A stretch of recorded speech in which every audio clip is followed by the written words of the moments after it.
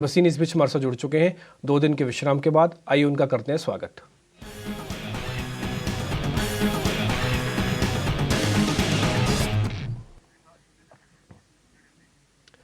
वसीन जी, बहुत बहुत शुक्रिया। पहले तो थैंक यू वेरी मच। आपकी तबीयत ठीक है सर? अब पहले से ठीक है आपकी तबीयत?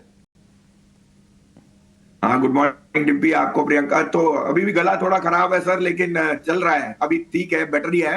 और मैंने कहा ऐसा मौका फिर आता नहीं, मार्केट मौका दे रही है तो वापस आ जाओ जल्दी। हम तो बस मैदान छोड़ेंगे नहीं सर, थोड़ा बहुत उतार चढ़ाव तो हाँ चलते जी, हाँ जी, रहेगा। ठीक है सर। बॉस, मैं आपके दाव देता हूँ सर, आप काफ़ी हिम्मती हैं और काफ़ी बिल्कुल जुझारू हैं। और आज इस तरह की तबीयत खराब होने पर भी आपने ये रखा अपना पॉइंट कि भी मैं दर्शकों के सामने आके अपनी बात रखूं।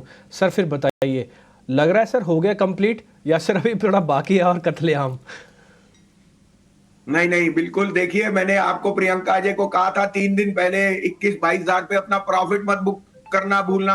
और देखिए 700 पॉइंट आ गया, 3000 पॉइंट बैंक निफ्टी पे। आपको और भी अपडेट दे दूं, जो आपको मैं कॉल्स भी हम्म। दे रहा था वो सारी की सारी हिट हो गई। कल आपको एलटीएम शॉर्ट कराया था और यस। ऑरेकल फाइनेंस लॉन्ग कराया था। उससे पहले निफ्टी की पुट दिलवाई थी और आपको एम्फोसिस फॉलिंग मार्केट में भी बढ़ाया और आईसीआईसीआई लोम्बार्ड वो भी बढ़ा। अब वो कार्नेज हो गई। 700 पॉइंट, 3000 पॉइंट बैंक निफ्टी पे अनवारंटेड है। एचडीएफसी बैंक का जो था वो हो चुका है। आई थिंक लेने की चेष्टा करनी चाहिए अच्छे शेयरों को। और इंडेक्स अब मुझे बहुत ओवर सोल्ड लग रहा है, यहां से पुल बैक आएगा। 20,000 करोड़ का माल 2 दिन में आप पी गए, उस कारण से 22,000 से 21,300 आ गया। यहां बहुत स्ट्रॉन्ग सपोर्ट है। 21,800 900 एक बारी के लिए वापस रीटेस्ट होएगा और बैंक निफ्टी वापस 47 सवा 47 जाएगी। तो तैयारी कर लीजिए अपनी शॉपिंग लिस्ट करने की, क्योंकि मौका और फियर इकट्ठे नहीं आता। आप कहें तो मैं तीनों पिक दूं। ये भी याद दिला दूं प्रियंका जी, लास्ट ईयर आपको 8 रुपए पे साउथ इंडियन बैंक और 35 रुपए पे पीएनबी कहा था। पीएनबी 100 रुपए हो गया फॉलिंग मार्केट में भी, और साउथ इंडिया बैंक कल 31 रुपए बिका है। तो मैं इस पे दांत लेता हूं कि 8 की चीज 32 हो गई, 4 गुना एक साल में। आज आपके लिए ऐसा ही एक पिक लाया हूं जो ये ट्रिपल नहीं लेकिन डबल जरूर होएगा इस साल में। बिल्कुल। इनफैक्ट संजीव जी, इस लिस्ट में एक और स्टॉक है जो जोड़ना चाहिए, डीसीबी बैंक भी। जनवरी की शुरुआत से जो आपने दिया, क्या वन साइडेड मूव है इसमें? बताएं, बिल्कुल बताएं आज के स्टॉक्स। तो पहले तो जो ट्रेडिंग पिक्स है वो है, पहले लीजिए एयू बैंक। एयू बैंक के इस क्वार्टर के results will be the best in the history of the company.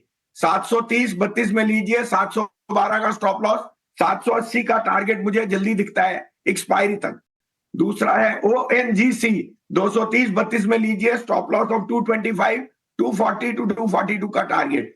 लेकिन मेरा डार्क हॉर्स इस साल का पिक है धन लक्ष्मी बैंक। नाम ही बता रहा है आपको, धन और लक्ष्मी का वैभव। ये शेयर 37 रुपए पे है, 900 करोड़ की मार्केट कैप है। इसके पास बुक जो है 28 हजार करोड़ का बिजनेस है और 16 हजार करोड़ के डिपॉजिट है। एडवांसेज इस साल सबसे हाईएस्ट है और सीडी रेशियो जो सब मीडिया चैनल हाइप कर रहे हैं 74 है। साथ में उसके जो यील्ड्स और इंटरेस्ट है वो बढ़ रहे हैं। इसकी निम्स जो है will be the highest in the industry in the small scale. ये शेयर में कोई प्रमोटर नहीं है, 1 से 1.5 से 2% किसी के पास नहीं है। मेरे को लगता है इस शेयर का भाव 75 रुपए कम से कम होना चाहिए। तो डू योर डिलीजेंस। ये एज ए डिस्क्लोजर मेरे पोर्टफोलियो में भी है, हमारे क्लाइंटों को भी दिलाया है। लेकिन धन लक्ष्मी बैंक यहां से 75 रुपए का भाव आपको अगली दिवाली तक, इस दिवाली तक जरूर दिखाएगा। क्या बात है, यहाँ से ऑलमोस्ट डबलर धन लक्ष्मी बैंक। और इनफैक्ट आज बैंक्स पे काफी strong conviction. AU small finance bank के रिजल्ट्स से one of the finest in history आपने बताया, और धन लक्ष्मी बैंक के लिए भी जो फंडामेंटल पिक्चर दिख रही है वो बहुत स्ट्रॉन्ग है। तो क्या आप संजीव जी, क्या बैंक्स लेड रैली हो सकती है आज? बाउंस बैक हो सकता है? देखो प्रियंका, 2 चीजें हो रही हैं। एक के यूएस में सॉफ्ट लैंडिंग है। Now Nasdaq is 20 points away, S and P is 20 points away. Soft landing होगी तो ग्रोथ आएगी। ग्रोथ आएगी तो yields can be little bit elevated, क्योंकि फेड विल बी मॉडरेशन। क्योंकि फेड इज वेरी हैप्पी अगर ग्रोथ आ जाए और सॉफ्ट लैंडिंग हो जाए। 2, इंडिया में जो ईटीएफ सेल ऑफ था वो more to do with HDFC banks over ownership था। Yesterday, the RBI governor said, I was hearing in Davos, we have put no limit on CD ratio approvals. This is all a media hype.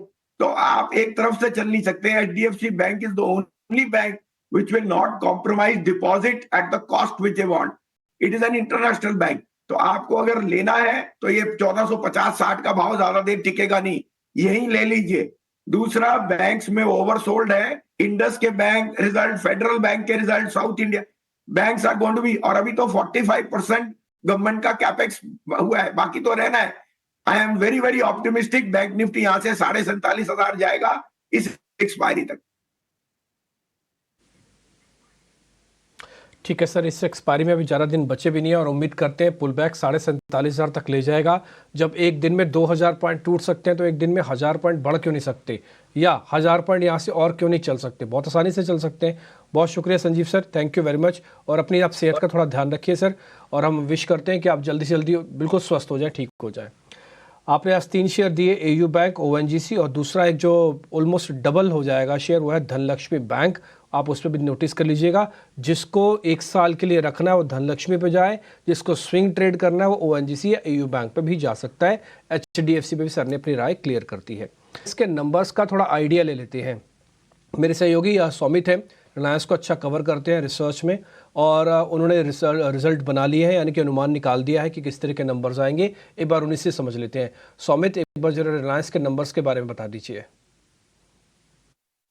अगर Q3 की बात करें हम तो muted set of numbers की expectations है। Revenue सिर्फ 2% से हायर हो सकती है, बट एबिटा में करीब 2% की गिरावट की एक्सपेक्टेशंस है। मार्जिन में भी करीब 70 बेसिस पॉइंट से डिक्लाइन आ सकता है 17% के आसपास, और नेट प्रॉफिट अगर आप देखेंगे तो वहाँ पे 3% का फॉल आने का एक्सपेक्टेशंस है। अब सेगमेंट वाइज अगर हम देखें तो रिटेल सेगमेंट की परफॉर्मेंस अच्छी आने की एक्सपेक्टेशंस है, 5% हायर होगा रेवेन्यू। एबिटा भी जो है रिटेल सेगमेंट की वो 7% से ग्रो कर सकती है। और ऑयल टू केमिकल बिजनेस की अगर हम देखें तो वहाँ पे एक मेजर डाउनफॉल आने की एक्सपेक्टेशंस है, करीब 12% का सिक्वेंशियल डिक्लाइन O2C सेगमेंट में आने की एक्सपेक्टेशंस है। और गैस एक्सप्लोरेशन सेगमेंट की अगर हम बात करें तो वहाँ 8% की एक ग्रोथ आने की एक्सपेक्टेशंस है। अब अगर आप देखेंगे तो रिटेल और गैस एक्सप्लोरेशन सेगमेंट की जो एबिटा होगी थर्ड क्वार्टर में वो हाईएस्ट एवर आने की एक्सपेक्टेशंस है।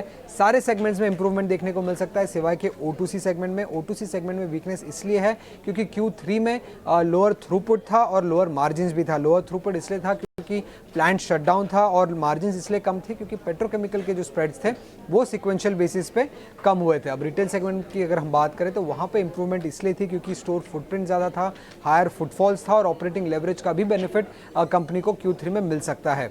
अब गैस एक्सप्लोरेशन सेगमेंट की अगर हम बात करें तो वहाँ पे सिक्वेंशियल ग्रोथ इसलिए था क्योंकि कॉस्ट जो थे, ऑपरेशनल कॉस्ट, वो लोअर साइड पे थे, और गैस आउटपुट जो है कंपनी की वो भी सिक्वेंशियल बेसिस पे बढ़ चुकी है। तो इन्हीं कारणों की वजह से अगर आप देखेंगे तो सिवाय O2C सेगमेंट के सिवाय अगर आप देखेंगे तो बाकी सारे सेगमेंट्स में सिक्वेंशियल इंप्रूवमेंट आने की एक्सपेक्टेशंस है।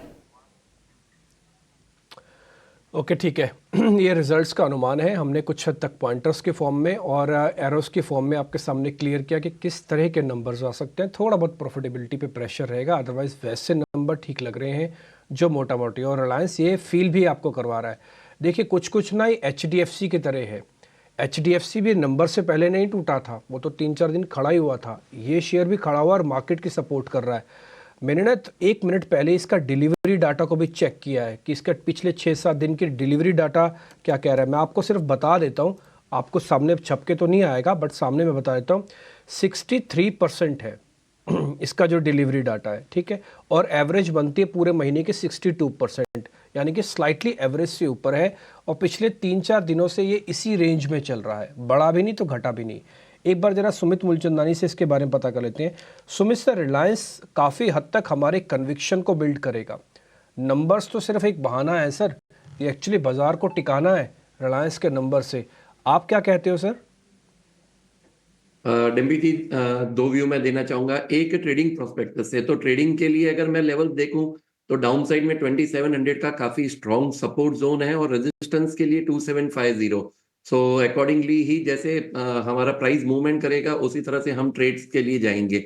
अगर ओवरऑल किसी के पास लंबा नजरिया है 3, 6, 12 महीने का, तो मेरे लिए अभी भी डाउन साइड में अप्रोच लग रहा है। अगर नीचे आ रहा है स्टॉक तो मैं एक बाइंग अपॉर्चुनिटी अभी भी रखना चाहूंगा, क्योंकि स्टॉक ने देखिए जुलाई का हाई ब्रेक किया, उसके पहले का, तो stock is in the new high zone. तो मुझे लग रहा है कि अगर डाउन साइड में मुझे 2650 के करीबन से 2700 ये जोन में मुझे मिल रहा है, तो 26 से 30 का मेरा एक बड़ा स्टॉप लॉस रहेगा, और मैं अभी भी वहां पे होल्डिंग का सलाह दूंगा, लेकिन जिसका लंबा नजरिया है। ठीक है, ऑलराइट। तो ये बात तो हो गई रिलायंस पर, आज इस पर नजरें रहेंगी। क्या ये एक हेवी लिफ्टिंग भी कर सकता है मार्केट को ऊपर लाने में? एक हेवी वेट का रोल जो रिलायंस को पिछले 2 दिन से निभाना चाहिए था वो मिसिंग था, और इसी वजह से आपने देखा कि कोई बड़ी रिकवरी अटेम्प्ट भी नहीं हुई। लेकिन क्या आज नंबर्स से पहले रिलायंस पर किस तरह की मूव होती है, ये देखना इंटरेस्टिंग होगा। कुछ इंटरेस्टिंग रिपोर्ट